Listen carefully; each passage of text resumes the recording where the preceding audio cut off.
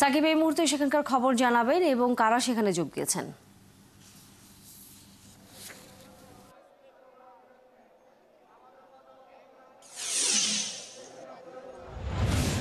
BNP নেতা ইশরাক হোসেনকে ঢাকা দক্ষিণ সিটি কর্পোরেশনের মেয়র হিসেবে শপথ পড়ানোর দাবিতে দ্বিতীয় দিনের মতো আন্দোলন করে যাচ্ছেন এই দক্ষিণ সিটি কর্পোরেশনের বাসিন্দারা।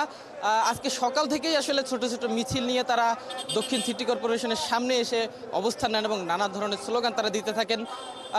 এর পরপরই আসলে সকাল 11টার একটু আগে তারা মিছিল নিয়ে একদম নগর ভবনের সামনে এসে অবস্থান নিয়েছেন। এখানে আন্দোলনকারী যারা রয়েছেন তারা যেটি বলার চেষ্টা করছেন যে আসলে ঢাকা দক্ষিণ সিটি কর্পোরেশনে মেয়র না থাকায় তারা আসলে কোনো ধরনের সেবা পাচ্ছেন না, সব ধরনের সেবা থেকে বঞ্চিত হচ্ছেন। ময়লা যত্রতত্র পড়ে রয়েছে, পাশাপাশি সব ধরনের অব্যবস্থাপনা আর কথা কিন্তু তারা তুলে ধরছেন।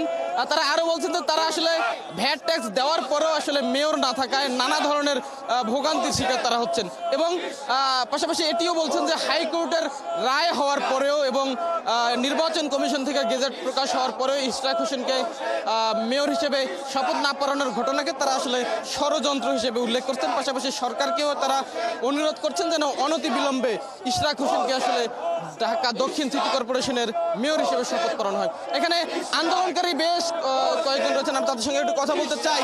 আপনারা তো মেয়র হিসেবে ইশরাক হোসেনকে শপথ পড়ানোর দাবিতে আন্দোলন করছেন, গতকালকেও করেছেন। আসলে আপনাদের কি কি সমস্যা হচ্ছে মেয়র না থাকার কারণে? বিসমিল্লাহির রহমানির রহিম।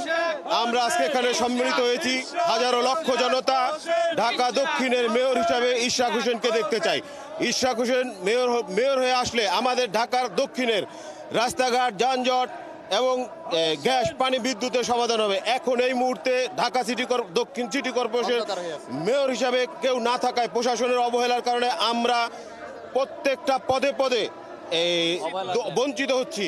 আমাদের ন্যায্য অধিকার এখন আমরা পাইনি। আমাদের লক্ষ্য জনতার দাবি, জনতার মেয়র ইশরাককে শপথ গ্রহণ করে অনতিবিলম্বে তাকে দায়িত্ব বুঝিয়ে দেওয়া হোক। তাহলে আমরা বিএনপির সমস্ত জনগণ রাজপথে নেমে রাজপথ অবরুদ্ধ করে দিব এই সরকারের বিরুদ্ধে। বাংলাদেশ জিন্দাবাদ, বাংলাদেশ জাতীয়তাবাদী। তারা আসলে তাদের দাবির পক্ষে কঠোর অবস্থানের কথা জানাচ্ছিলেন। আসলে আমরা আরো একজনের কাছে একটু যেতে চাই। আসলে এখানে তো আপাতত কোনো মেয়র নেই। ইশরাক হোসেনকে হাইকোর্ট রায় দিয়েছে এবং নির্বাচন কমিশনও আসলে গেজেট প্রকাশ করেছে। আসলে বাধাটা কোথায় শপথ পড়ানোর ক্ষেত্রে আপনারা কি মনে করছেন?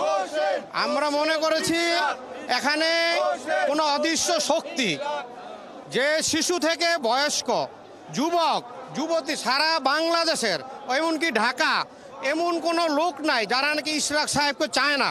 পূর্বে যেমন ভোটে উনি নির্বাচিত হয়েছেন, সারা বাংলাদেশের ভালোবাসায় উনি কোর্টের রায়ে মহামান্য কোর্ট ওনাকে রায় দিয়েছেন বসার জন্য। কিন্তু এখানে বাধা কোথায়? কোনো অদৃশ্য শক্তি, এই অদৃশ্য শক্তি কিছুতেই তাকে থামিয়ে রাখতে পারবে না।